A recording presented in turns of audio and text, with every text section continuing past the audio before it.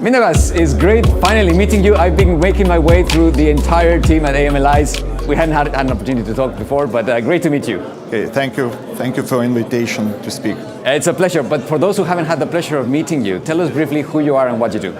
I'm Mindaugas Petrauskas. Right now I'm working as FinCrime prevention head at AMLYZE. AMLYZE, it's like software as a service for RegTech, for fintechs, for crypto, for banks. And in my previous positions, I've been like more than 30 years working in law enforcement, like in police, like in FIU, and at Europol, UN missions. It means I have quite good experience in FinCrime investigations. Indeed, and that's one of the things that we've noticed about AMLYZE, that the founding team is composed of experts from different fields in the industry that really bring a lot of knowledge and a lot of expertise into the arena. How has that helped you differentiate yourself from other competitors in the market? I think it's good when you have kind of like app for medicine to have doctor in your team. It's the same with RegTech. I think it's good to have some expertise from compliance or from FinCrime prevention in your team, just to know what you want to achieve. At least, for example, the last years were very intensive for compliance team to implement like sanctions measures, in procedures, and I think it's good to have in your team some experts who knows how to investigate them, how to prevent them, and etc. That's about our team. We have some expertise. Of course, we have a very nice production team, and we're speaking with production team, saying what we want to see, in final results, and they're trying to implement that. Right, okay, and we've been very impressed about the scaling strategy of AMLYZE. You've been establishing partnerships all over the place. So tell us a little bit, when it comes to scaling, what's your targets, what's the vision of the company? Of course, right now we're in Lithuania, but in Lithuania we have many fintechs, crypto companies from all the world. Of course, scaling is like Europe, and right now we want to make like first step, of course, in Lithuania, and to have like big entities, big companies together with us. Of course, we're looking for UK market and Netherlands, Poland, our neighbors. That's our nearest future. Right, okay, and then when it comes to anti-money laundering and financial crime prevention, we've been hearing a lot of the advancements in technology, with automation, with alert, and then also the alert fatigue. So what's the latest in FinCrime that we should be aware of that AMLYZE is working on at the moment?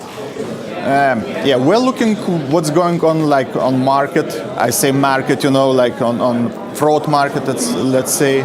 What we see that criminals, they're trying to implement new technologies like for scamming, for phishing, as well using artificial intelligence, texting some messages.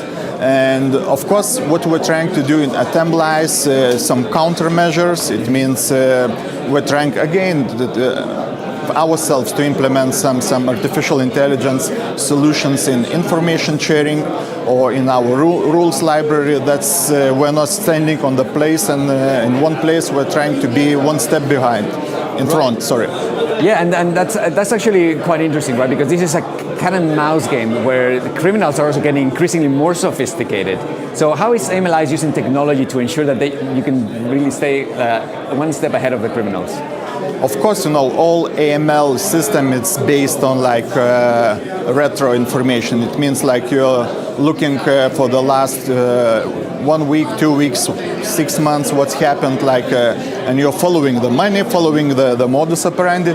What we're trying to do at AMLYZE, we want to have this distance very short. It means if now we have implementing in our rules the crimes which happened 2 months ago or 3 months ago, we're trying to make this distance more closer. It means to have information what's happened 1 week or 2 weeks before. Mm-hmm. Now, we're here at the Fintech Day in Lithuania, the 3rd year, and we can see that there's not even any more room inside the main hall. It's a fantastic event, extremely successful. Tell us a little bit, what do you think it's the main appeal of Lithuanian fintech that is bringing so much attention from within the country and from international attendees as well? Actually, I'm impressed about how many people and what kind of attention we received. And having like President of Lithuania, having like Minister of Finance in opening, I think it's huge success, and all speakers from abroad countries, they mentioned that like Lithuania probably one of the countries in Europe where like government and fintechs go to the same direction. It's really nice. It's really impressive. Now, I know it's still early in the day, but what's been your key takeaway from the event so far? Yeah, we've got finally like fintech sector probably mature enough because like President of Lithuania is here. Yes, indeed. Now, just to close, when it comes to Baltic innovation and Baltic fintech, why, for those who have not yet heard about what's happening in the region, why should they pay attention to what's cooking here? I think Vilnius is like fintech hub, and sorry for like Riga and Tallinn, even for Warsaw. Probably we have most of the companies here, big companies as well from all European and worldwide countries. Yeah, it's the hub. If you want to be as good as we, just come to here to see and take our experience. Indeed. Well, Mindaugas, it's great meeting you. Thank you so much for stopping by, and enjoy the rest of the day. Okay, thank you, Chris.